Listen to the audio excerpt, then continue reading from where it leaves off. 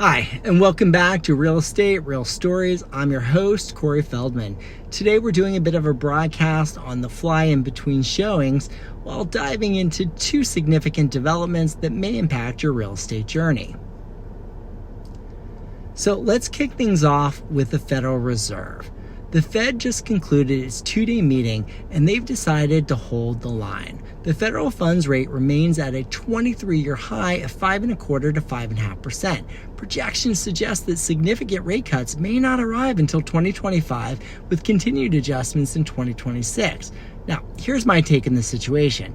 My gut says the Fed will be wary of reducing rates before the November election for fear of spiking inflation. They'll likely want to avoid any drastic moves that could destabilize the economy.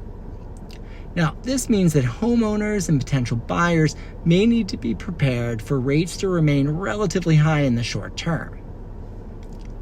Next up, let's talk about the significant policy change from the Department of Veteran Affairs.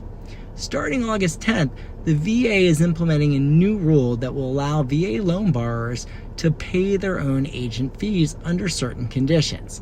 This is a notable shift from the previous guidelines that prohibited VA borrowers from paying any real estate commissions.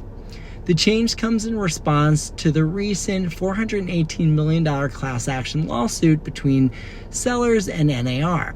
Now, it's important to note that while this change provides more flexibility for VA borrowers, these fees cannot be rolled into the VA loan amount.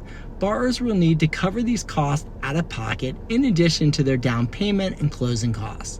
Moreover, these fees will now be factored into overall loan eligibility. VA borrowers will still need to demonstrate that they have sufficient assets to cover the total cost of their home purchase, including their agent's commission.